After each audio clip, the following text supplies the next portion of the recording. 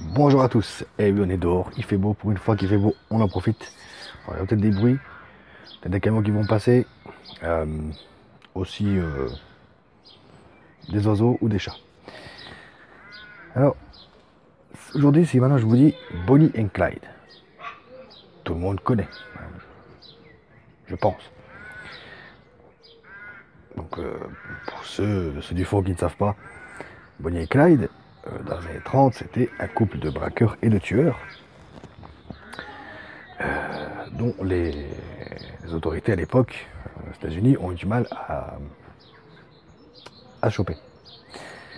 Et si maintenant je vous dis Hammer et Cold, là par contre, ça parle pas à grand monde. Eh bien, ces deux personnages qui sont des Texas Rangers sont les héros du film Highwayman, réalisé par John Lee Hancock, alors qui nous a fait le fondateur avec Michael Keaton. Et donc, dans les rôles, ils sont joués par Kevin Costner, qui ça fait plaisir de le revoir dans un film, et Woody Harrelson. Alors c'est produit par Netflix, hein, donc vous attendez pas à voir une sortie cinéma. Alors donc, ce film-là, il va se concentrer sur la traque de Bonnie and Clyde. C'est pour ça que nous, on va suivre les deux Texas Rangers qui sortent de leur retraite pour traquer Bonnie et Clyde. Et donc, jusqu'à la fin du film, on va les suivre dans leur traque, qui vont les conduire tout au long dans un périple tout au long des États-Unis, parce que ils, comment dire, ils sont mandatés par le gouvernement officieusement. Alors, donc officiellement, ils ont que le Texas pour juridiction. Officieusement, ils peuvent aller où ils veulent. Et ben, c'est génial. C'est génial parce que pour une fois, on se concentre sur les personnages qui ont marqué l'histoire d'une bonne façon. Donc c'est eux qui ont arrêté Bonnie et Clyde. Enfin arrêté. On sait tous que Bonnie et Clyde se sont fait tuer pendant leur cavale par ces deux rangers d'ailleurs. Et moi j'ai beaucoup aimé ce film parce que ça m'a fait penser un peu aux Incorruptibles. Donc, toujours avec Costner. Bon, on voit que c'est pas du De Palma, mais voilà, ça. Moi je trouve, j'ai trouvé ce film vraiment, euh, alors, j'allais dire authentique. Oui et non, parce que bien sûr dans tout film qui parle de faits réels, il y a toujours une part de fiction. Alors, vous savez, je me suis jamais intéressé au cas Hammer et Cold, parce que voilà, j'ai toujours entendu parler de Bonnie et Clyde, j'ai toujours vu des documentaires sur eux, mais c'est vrai que je me suis jamais intéressé aux deux Rangers qui les ont arrêtés. Et c'est tout le génie de ce film, c'est que Bonnie et Clyde, ils passent au second plan. Ce qui veut dire qu'on va les voir furtivement quand ils braquent ou quand ils tuent quelqu'un, mais on va pas les voir face à face, sauf en toute fin de film. Et c'est ça le génie de ce film, c'est que on arrive à parler de Bonnie et Clyde sans les voir, ce qui fait qu'on va s'attacher aux deux Rangers. Il faut dire que Kevin Costner et Woody Harrelson font beaucoup. Là, on peut pas dire. Ils font vraiment beaucoup pour ce film. Et on sent vraiment les deux vieux retraités qui en ont bavé dans leur carrière, qui ont vu du sang. Et ils acceptent cette dernière mission. On sent que ils ont un mépris pour.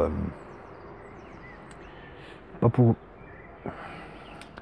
Je vais pas dire pour leur métier, mais pour les criminels de l'envergure de Clyde, enfin de Bonnie et Clyde, et pour tout ce qui est tuerie et sang. Parce que voilà, on sent vraiment qu'ils en ont vraiment bavé.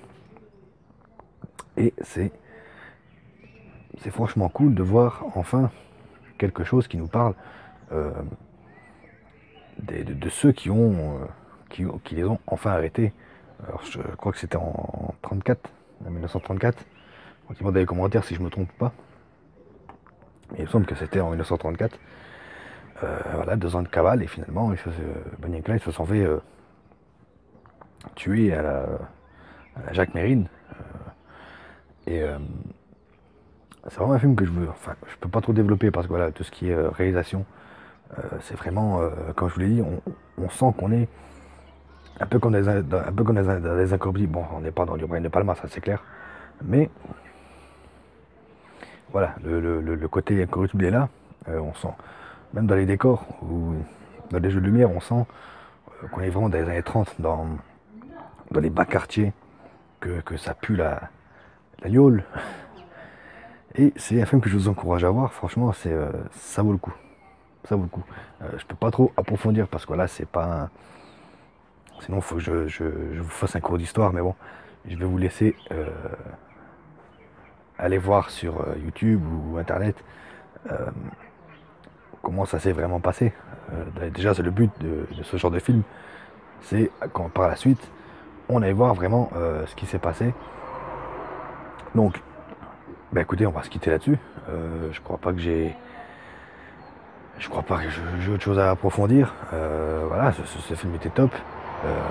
Bon, il fait quand même 2h15. Mais bon, de nos jours, avec tous les films qu'on se tape de 3h30, voilà, franchement, les 2h15, on les sent pas passer. Je pense que pour approfondir ces 2 personnages, il fallait ce temps de film pour qu'on puisse s'y attacher. Voilà, parce qu'en même temps, ils ont aussi des scènes entre eux qui vont nous montrer tout l'impact de leur carrière, l'impact que leur carrière a eu sur eux, ainsi que leur amitié. C'est vraiment cool. Et voilà, regardez-le. Écoutez, on se revoit bientôt. Prochain live vendredi. Alors je ne sais pas sur quoi. On verra sur quel jeu. Et un live exceptionnel dimanche en journée. On verra bien. Voilà. Écoutez, continuez à regarder des films, jouez aux jeux vidéo. N'hésitez pas à me dire en commentaire si vous l'avez vu, ce que vous en pensez. Voilà. Je pense que je suis pas seul à l'avoir aimé. J'espère pas. Voilà.